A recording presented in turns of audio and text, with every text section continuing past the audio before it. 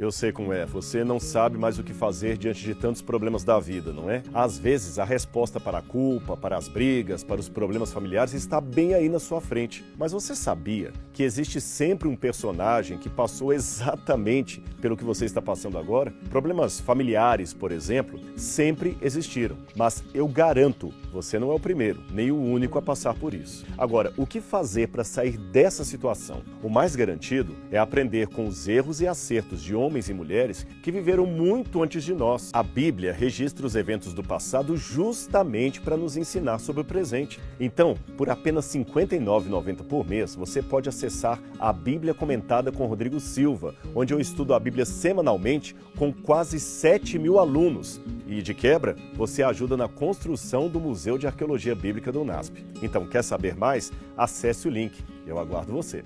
Eles mudam o filho do sacrifício de Isaac para Ismael. Né? Porque é até interessante, o Sam falou essa questão do Maomé subindo ao céu, mas sabe que isso não está no Alcorão, né? Não. A palavra Jerusalém não aparece no Alcorão. O que se fala? Essa é uma tradição dos Hadith que veio depois que o Maomé, quando ele estava fazendo porque é o seguinte, o Maomé começa em Meca, na Arábia Saudita. Ele começa a pregar contra a idolatria que estava ali, da cultura persa, que os persas estavam dominando muito a região na época ali, os sassânidas, e ele começa a pregar contra aquilo, ele é expulso da cidade, ele é quase morto. Quem o tira de lá é um tio dele que tinha uma condição financeira e uma viúva com quem ele se casou, a Hadija. E quando ele foge de Meca, eles têm de Meca para Medina, eles chamam isso no Islã de Hégira, que é essa viagem dele. Aí uma tradição pós-Maomé, pós-Alcorão, diz que o anjo Gabriel pegou a jumenta do Maomé da beira da estrada e o levou até aqui. Por isso que essa mesquita se chama Al-Aqsa. Al-Aqsa em árabe significa o que está distante ou na esquina. Aí a tradição diz que...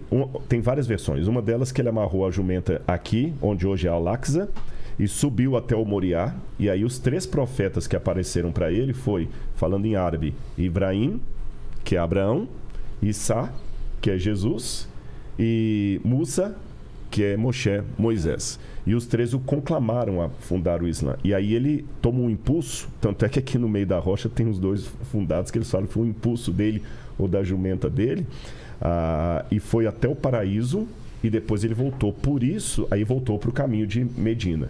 Por isso que a Burak, o Burak era o nome da jumenta, né? Da égua. Então, Igualada? Igualada. Tipo Pegasus. Não, que ficou engraçado, é Igualada, né? Verdade. Então, as 3 cidades sagradas do islamismo ficaram Meca, a cidade que recebe o profeta, Medina, a cidade de onde ele saiu e para onde ele voltou, e Jerusalém, sabe? Agora, o curioso é que na tradição muçulmana acredita-se coisas que vão surpreender muita gente aqui, que Isa, Jesus, é um profeta, como Maomé, só que ele é um profeta que vai voltar em Jerusalém para executar o juízo final. Então, como eles esperam que o juízo final vai ser em Jerusalém, os muçulmanos no século XVI, na época de Solimão Magnífico, construíram aqui é um cemitério muçulmano, porque eles creem que aqui será o motivo da ressurreição, embora tenha uma outra razão antimessiânica, porque tem um cemitério aqui. Os cristãos também acreditam que aqui o Vale de Josafá é o Vale do Senhor que julga, coloca um cemitério cristão aqui, e se a gente atravessar, aqui não está mostrando só uma pontinha aqui, não sei se estou enganado, é o cemitério judeu que está aparecendo aqui, que eu estou vendo de cabeça para baixo. Sim, é o aqui judeu. Você tem um vale, e aqui sobe o Monte das Oliveiras, onde eles estão aqui é o Monte das Oliveiras. Tá. E lá tem um grande cemitério judeu, que aliás é o metro quadrado mais caro de Jerusalém, é naquele cemitério. Com certeza. Que é o lugar mais sagrado para um judeu poder ser sepultado, é ali de frente para Jerusalém. Então tem tanta história aqui, gente, que... E a briga é quem chegou primeiro, né? De onde? Nós sabemos, Gênesis 22, direito, né, Gênesis 12, Deus falou para Abraão, há muito tempo atrás, para ir para a terra. Aí, como falou, né, os muçulmanos chegaram bem, né, no ano 600 da Era Comum. E o que nós temos? O cristianismo chegou na época de Jesus. Então, quem chegou primeiro, né? Os judeus estavam lá, mas tinham outros também na terra.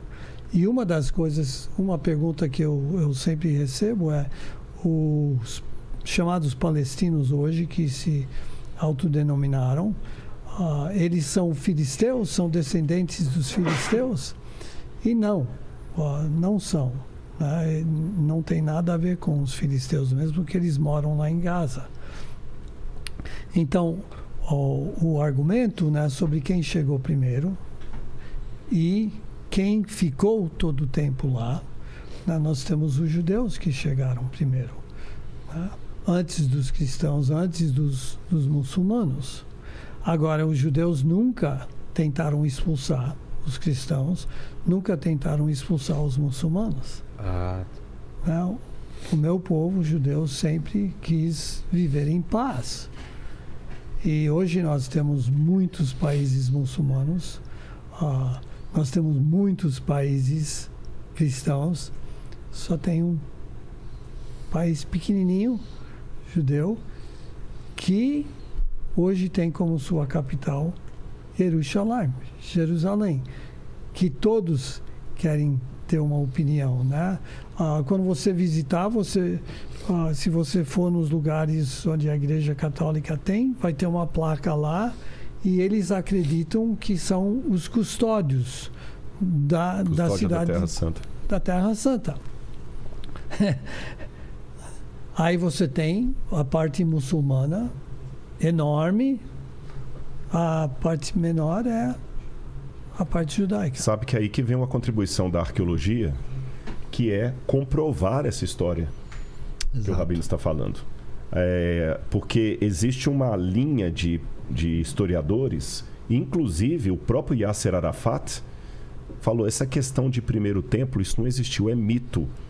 Eles falam que é mito porque eles não querem provar que os judeus estiveram ali. Agora eu vou dar um testemunho que ele falou que é verdade. Esse aqui, na verdade, é como se fosse um caixote. Não sei se dá para perceber na foto, é um caixote. Plataforma. Né? É um muro de arrimo para segurar. Por isso que vocês não veem o Moriá. Ele está falando Moriá, mas não dá para ver que ele está dentro desse muro de arrimo. No outro lado aqui, que aqui é o lado oriental ou lado leste, no lado oeste, o muro paralelo a esse do outro lado é o Muro das Lamentações. No lado do Muro das Lamentações, que os judeus até preferem chamar de Western Wall, o Muro Ocidental, não o Muro das Lamentações, esse é um nome que foi dado meio artificial depois, eu já vi mais de uma vez no lado... Aqui, exatamente. Eu já vi mais de uma vez no lado de cá, muçulmano, cristão e judeu orando.